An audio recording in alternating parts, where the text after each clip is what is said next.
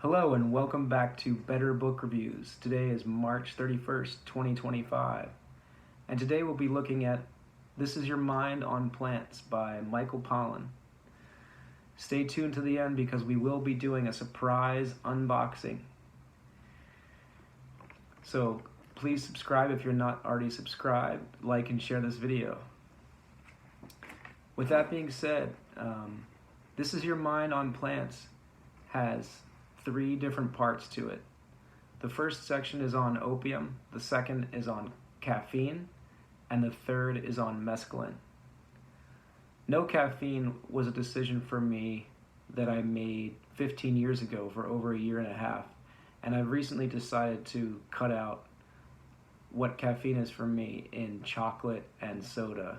I tried coffee 25 years ago, and it was just too strong for me, although I do like alkaline not coffee, which is basically tasting pretty much like coffee. So if you're interested in finding out more about that, please comment below and I can help guide you to finding that. And the reason why I like nonfiction, it can help improve your own life if you apply the lessons within the story. And Pollan is a great storyteller. He makes fun of himself and laughs at himself, and they say if you laugh, you live longer. And I think that's true. He references over 30 books, in fact 31 to be exact. For the 31st, this is pretty fitting, and that's just on his studying of caffeine. So, in like a lion, out like a lamb. I've been sleeping more like a lamb. Been sleeping very well lately since I cut out caffeine February 5th of this year.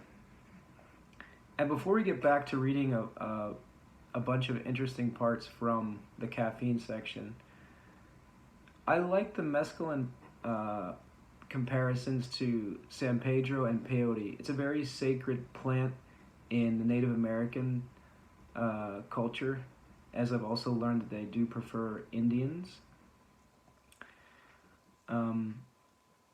And the opening part is on opium, and Pollan goes back and forth with his struggle to decide whether to grow it, whether to cultivate it, and you just have to read the book. I do like the fact that it's in thirds too, because it's very much a page turner. And so, another part that's interesting in the caffeine section is that I thoroughly enjoyed is the part on tea. He describes the history about tea and caffeine. A book that I have that I've put on hold for a minute is called The Rise and Fall of the East India Company by Ramkrishna Mukherjee. Hope I'm pronouncing that right. So please let me know if you've read that one. But Pollan does great research, so without further ado, I'm going to read a few parts of the caffeine, starting with the opening. Maybe the first sentence isn't the best place to admit this at the very moment you are deciding whether to grant me an hour or two of your attention, but halfway through the research for the story, I suffered a crisis of confidence that caused me to doubt the subject was of any interest at all, even to me, whose supposedly bright idea it was. I began seriously to doubt a long piece on caffeine was worth the time and effort it would take to report and write it, and to wonder why I had ever thought otherwise. I was in trouble. We were in trouble. Though you have an option, I do not. You at least can stop reading right here. Which of course I didn't. I kept reading. A kind of nod and lean of reverse psychology to make you want to keep reading the book, and I thought it was a very well-written opening to this second part of the book. Let's see. Yeah, tea. Let's go to tea. Tea was celebrated in China and later Japan, not only as a promoter of wakefulness, but of health too, and with good reason. Tea was used as a mouthwash in the East long before science discovered it contains fluoride. The English would negate this advantage by adding copious amounts of sugar to their tea. Tea also contains a great many vitamins and minerals, one of the highest concentrations in any plant, and prodigious quantities of polyphenols, compounds rich in antioxidants. Tea contains more polyphenols than red wine. Always sip tea as if it were life itself. This injunction from the 8th century text, Cha-Ching, or the classic of tea, hints at the exalted role tea played in the spiritual life of China and Japan. And then I really enjoyed how he describes the different tastes of tea and coffee. Let me see if I can skip ahead to that part. So caffeine versus tea. Bohemian, conventional. Obvious, subtle. Indulgence, temperance. Vice, virtue. Passion, spirituality. Casual, ceremonial. Down to earth, elevated. American, English. So you get the picture. And here are some notes on his descriptions of tea.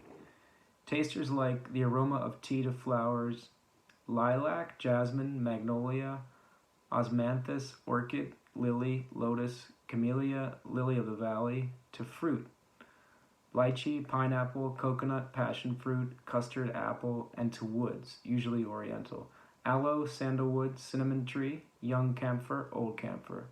Some of these qualities are purely imaginary, no doubt, but most correspond to one of the hundreds of different molecules found in tea and coffee: the esters, terpenes, amines, acids, ketones, lactones, pyrazines, pyridines, phenols, furans, thiophenes, and thiols that together make up our sensory experience of these beverages.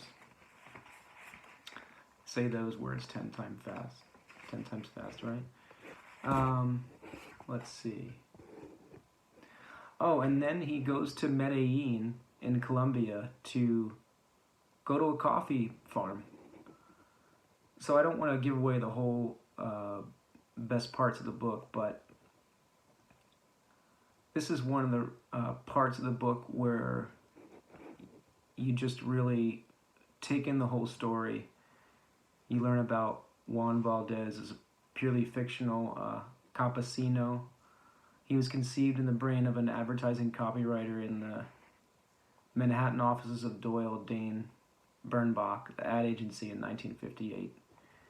And he also talks about the history of the coffee break and how it gave women more energy to work more proficiently at this one company.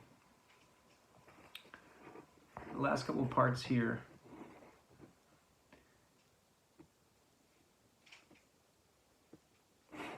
Let's see. So how exactly does coffee and caffeine more generally give us what it gives us? How could this little molecule possibly supply the human body energy without calories? Could caffeine be the proverbial free lunch, or do we pay a price for the mental and physical energy, the alertness, focus, and stamina that caffeine gives us? To answer these questions, it's necessary to understand something about the pharmacology of caffeine. Caffeine is a tiny molecule that happens to fit snugly into an important receptor in the central nervous system, allowing it to occupy it and therefore block the neuromodulator that would normally bind to that receptor and activate it. That neuromodulator is called adenosine. Caffeine, its antagonist, keeps adenosine from doing its job by getting in its way.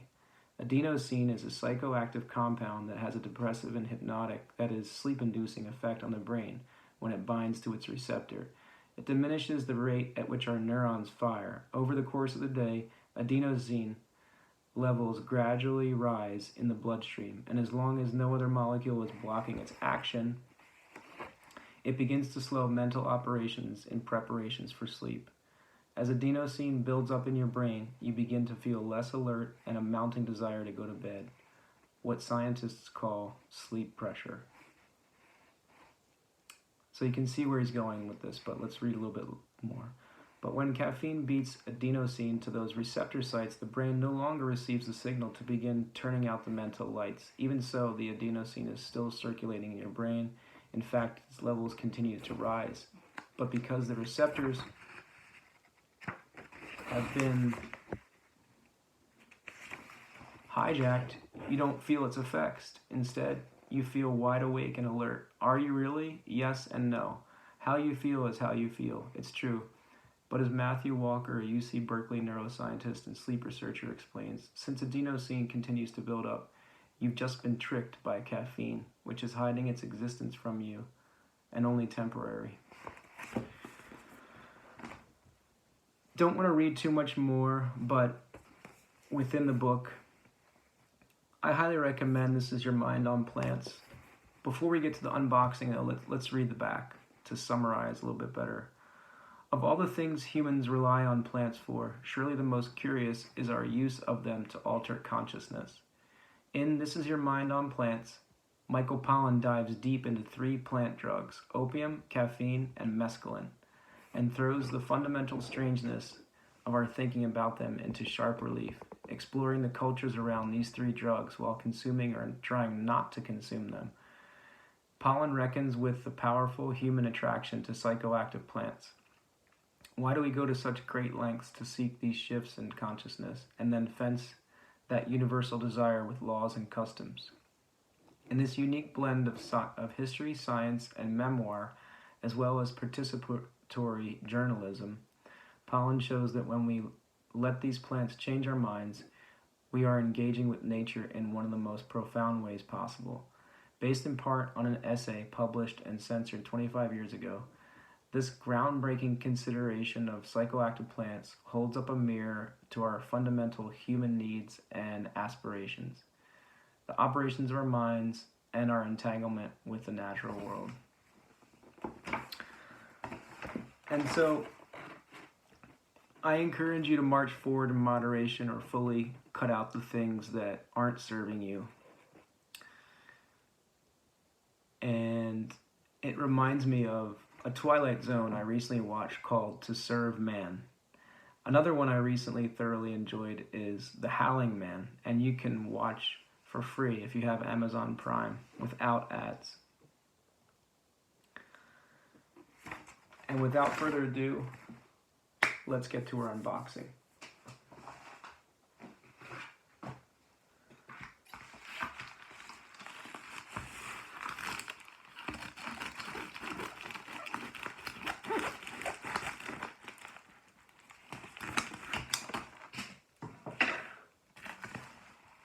If you've gotten this far, I really appreciate you being here. And ooh, this is our second copy of this book, and I'm really happy that it's not damaged like the last one. This is a very valuable book, and I've been doing a lot of research on, well, I watched a documentary called American Jesuits by Pinto, and if you think Michael Pollan does a lot of research, man, I couldn't stop. I have to make a whole separate list for all the books that he recommends in his documentary. That's, I believe, 2 hours plus long? About 2 hours long. Who Killed Abraham Lincoln by Paul Serup. And the corner was bent on my other one. So if you've seen my other review where I believe I've already opened this book, well, as a bonus, let's just open one more, because I have so many books to open, and at some point I want to read them all.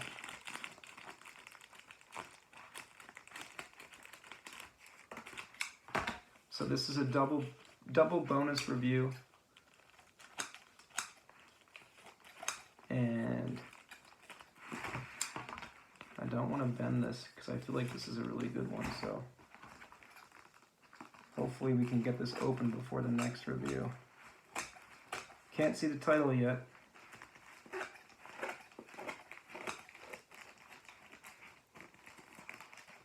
Let's see. Ooh, I know what this is now. I am studying Dr. William Deagle's 4-hour lecture on everything from 2006 in Los Angeles. And this is Clay and Iron. It's a pretty reasonable price on Amazon. I think it's like $15. And I'm definitely going to be reading this. Oh, there's a little bit of you can't even see that, a little bit of a crease there, a little bit of a hole, a tear. But I'm going to have to get a bookcase soon. And Clay and Iron gives many of the unsealing keys of the events leading to the end of the age. No dates are set, but one will be able to tell the signs of the times. Dr. Bill explains why he believes the treaty that begins the 7-year tribulation will be identified by its dividing of Jerusalem and allowing animal sacrifice to begin. He says the highest probability for the return of Jesus will be on a future feast of trumpets 2,520 days after animal sacrifice begins. At the age of 8, God called to Bill to warn his people in the last days. In a vision, God showed Bill the computer that would track people for the mark of the beast. 10 months later, he was able to visit the same facilities in person. God has given him over 100 visions and numerous angel visits about America in the latter days. Bill has numerous inside contacts that have proven his visions to be accurate. So, he claims to have a photographic memory, and I believe him. And you just have to read the book and watch his lecture. Oh, wow. This one has a CD in it. I did not see that. I do not know if it's in my other copy on Who Killed Abraham Lincoln. But it's... Born in Quebec, Charles Chiniquy gained great fame as a crusading priest for temperance, which is, no alcohol, who also established French-Canadian communities in Illinois. It was there that the celebrated priest first made Abraham Lincoln's acquaintance when the popular Springfield lawyer defended him in the most high-profile libel case in Lincoln's career. Not long after this, because of the great shortcomings he saw in its teachings and practice, Chiniquy left the Catholic Church and became a Protestant. And then we'll just finish here. In his extremely popular autobiography, 50 Years in the Church of Rome, Chiniquy reported that after the murder of his close friend, the president, he traveled to Washington to conduct his own inquiry. He met with high-ranking government officials who told him that they had no doubt that the Jesuits were behind Lincoln's slaying, but they wanted to keep this from the public to avoid giving new life to the broken rebellion and to avert possible bloodshed between Catholics and Protestants. For their role in the plot to assassinate Abraham Lincoln and other high government officials, 8 people were put on trial before a military commission. Evidently, one of those officials who believed that the assassination was a Catholic plot was a dominant member of Lincoln's cabinet, the man who was, in reality, in charge of the United States government in the hours and weeks after the murder, and who also headed the official investigation into the assassination, Secretary of War Edwin Stanton. This is part of the evidence that clearly points to Roman Catholic complicity in the murder of the president, as well as general hostility to America and its democratic institutions. So, this is a very valuable book that's hard to find. And I don't know if the synopsis of Clay and Iron is doing his knowledge justice, but Dr. Deagle claims to have been approached to make the HIV virus before they gave it to Dr. Fauci about 10 years later. Or maybe not 10 years later, but they approached Deagle in 1974. And they tried to pay him off 3 times, and he's treated the pilots who have sprayed chemtrails, who don't really know what they're spraying out there. He talks about direct energy weapons and cellular technology. And it's a fascinating lecture. I will link it in the description below. So thank you for staying for this Better Book Review today on March 31st, 2025.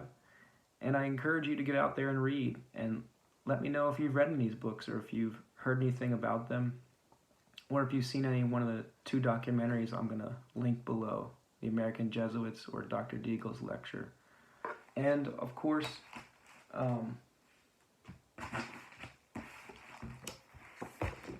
get out there and read This Is Your Mind on Plants, because you can learn a lot from reading.